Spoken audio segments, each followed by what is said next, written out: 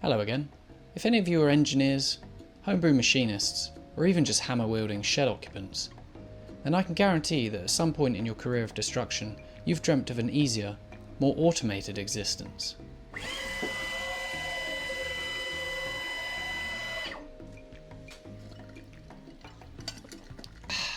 Thanks.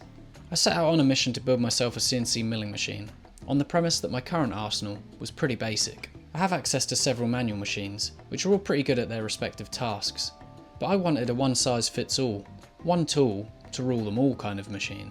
Luckily for me, a much smarter man than myself had already built and video documented a machine that matched my criteria, so all I had to do was study his videos and create a CAD drawing that matched my criteria. Big and heavy.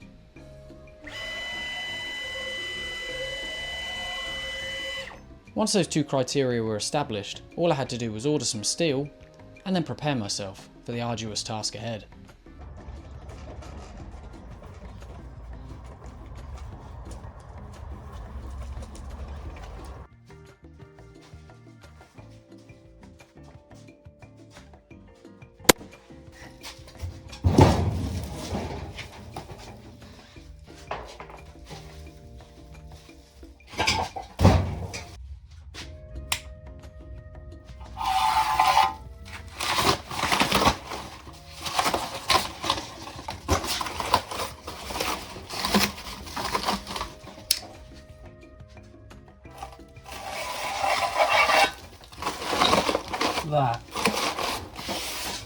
That is a beast.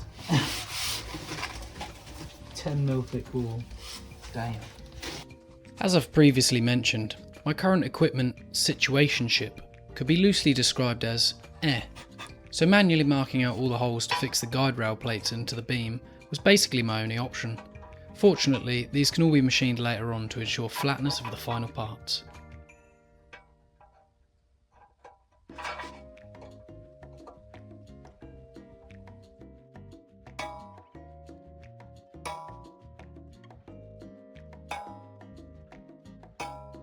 After centre punching all of the holes ready to drill, I came across my first problem with my criteria. Big. Don't think I'm going to be able to use my pillar drill to drill that.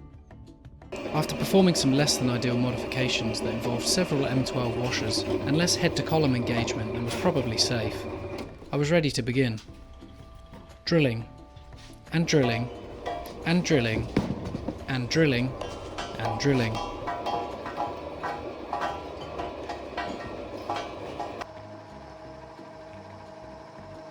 I then just had to mill the scale off and machine a reference face for later assembly.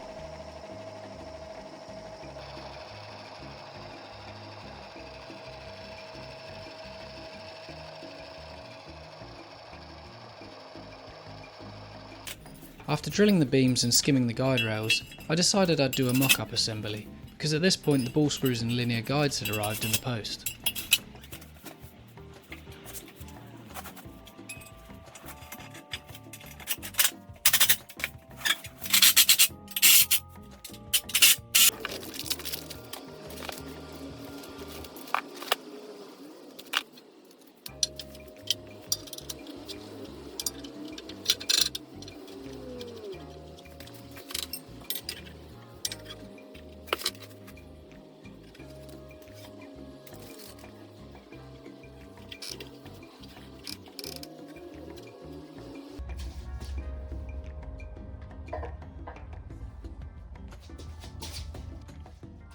Probably going to have to end up spacing these block end pieces up because I was worried about clearance between this, like the top of the ball screw and underneath it here. But what I've actually ended up with is the CAD drawing said it'd be fine, and this time round it actually turns out it is fine. I actually probably need to space these up because they will need to contact this plate. Obviously this isn't the actual plate, but the plate that will be here will need to contact the ball screw so it can get its motion in this axis. Now I've got these rails plasma cut and I'm going to be mounting these linear guide rails on top of them. So to do that I've got to drill and tap all of these so I can bolt it on. But I don't have any fancy machinery yet, this is the fancy machine. So basically what I'm going to do is I've got this piece of EN19T that I had laying around from another project. I'm basically going to machine myself a precision punch, and then I have a machined reference face on the side here to line this guide rail up with, and I'm basically just going to clamp it like I have done, punch all the holes, drill them and tap them, and hopefully it'll be close enough. They have a little bit of wiggle anyway, so I should be able to adjust these after the fact when I'm like truing up all the rails and stuff. So let's machine this piece of EN19T, we'll harden that and then use it to punch these holes, and we can start drilling.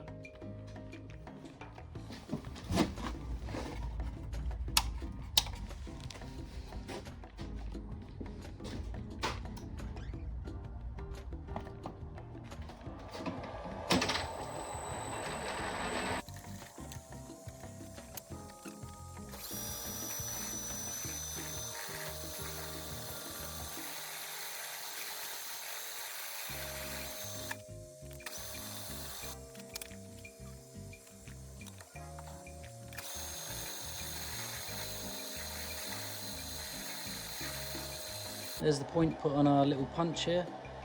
So I just got to pull this out a bit, get it to the right length, part it off or cut it off with a grinder. I might use the grinder because it's easier. We're going to take this in the kitchen, heat it up on the oven, heat it up on the gas stove, get it really hot and then quench it in oil so that it's nice and hard, so we can use it to punch the centre holes for the side plates. This delusion of hardening a punch on a gas stove and defying the laws of thermodynamics probably marks the beginning of my downward spiral into my goblin era. Spoilers, it didn't work, and I had to go and buy a MAP gas torch to do it properly.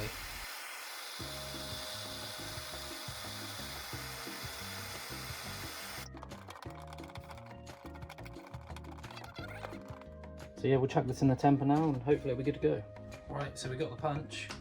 It's been hardened, and then hopefully annealing it will make it so it's not so brittle that it will just break. So effectively, this should slip in here, and then we just whack it. And it comes out nicely like that. But some of these holes are tighter than others because China, so it's not going to do that in all of them, but effectively should be able to just do that in all of them. Then we'll have all the punch marks for all of these, and then we can drill those by hand, and I'll just repeat that for the other rails, and there you go, good to go.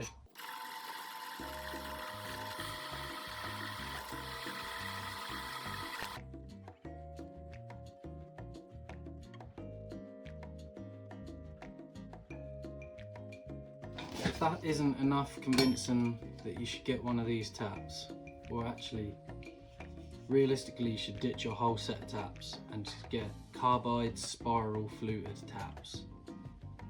They're just so much better. I snapped this like regular, let me get one, like these regular taps, right? I snapped one of those doing this on the Z-axis. There she is. It broke on the second hole and it was oiled. I wasn't really going very hard. I was doing the in a bit, out a bit, in a bit, out a bit technique. And it just snapped. And that pissed me off. So I decided, fuck those taps. And I got myself one of these, as I say, still M6, carbide, spiral fluted. So the spiral flutes evacuate the swarf out, so you don't have to do the inny outy thing. So you can just go all the way into depth. Minus a little bit, sometimes a bit gets snagged, but it is what it is. And they bite so much harder. You literally just like sit it on top and it just bites instantly. None of this like having to like push on it and keep it level. It just bites. So yeah, get spiral fluted taps in carbide. They're just better. Up first for final flattening was the column for the Z-axis. Now with the side rails affixed for the last time, I had to flatten the rail faces and the ball screw pads.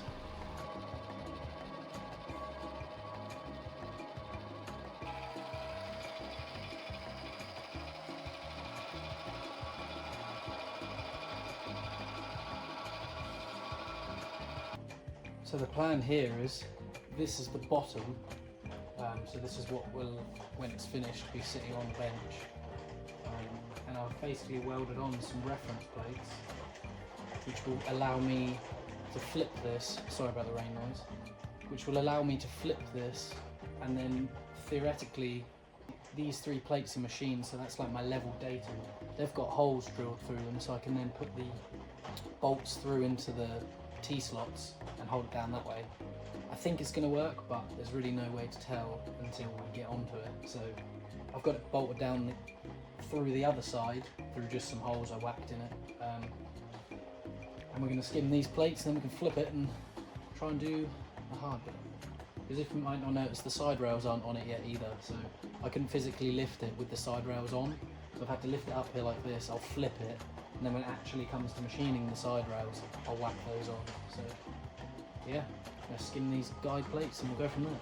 Up until this point, I'd been working within fairly safe limits of the machines, except for the pillar drill.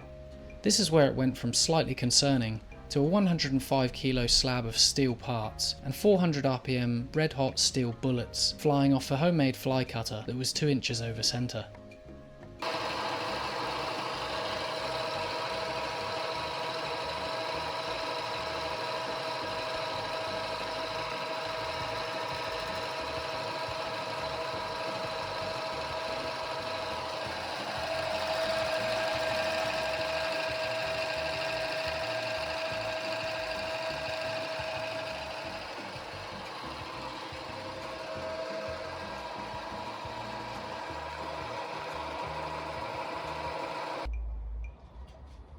After getting the parts back to my shed and probably compressing a disc doing so, it was starting to look like a real machine. So excitedly I drilled and tapped the mount pads for the ball screws and rushed to mock assemble the Y-axis for testing.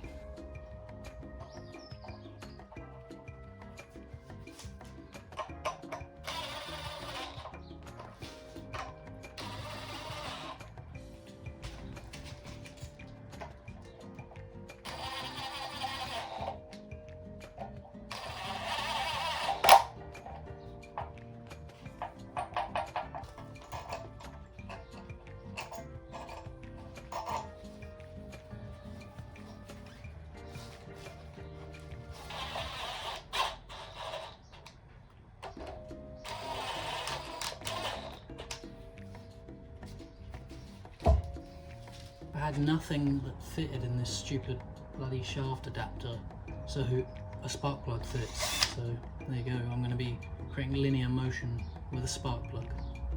3, 2, 1.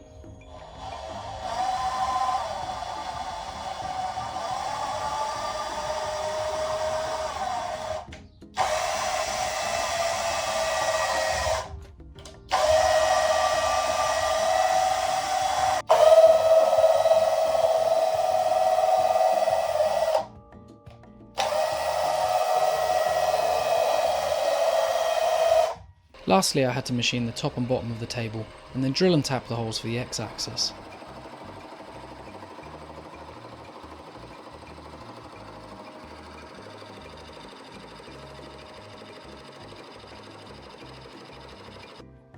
But just when I thought I was plain sailing to assembly, this happened.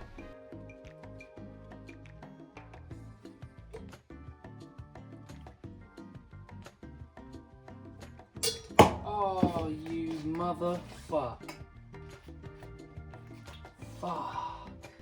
A moment's silence, if you will, for my M6 carbide tap. Now I know from watching other people build stuff like this that harmonics can be an unavoidable curse with this type of design. So in an attempt to mitigate this problem, I decided the best, cheapest, and least permanent in case it doesn't work solution was to fill all the cavities with sand.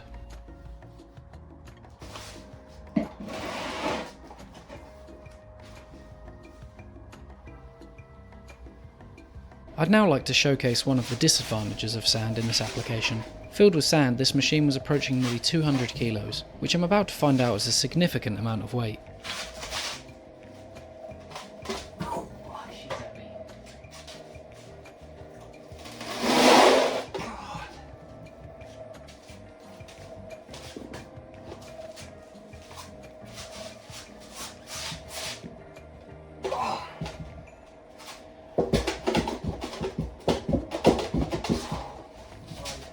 That.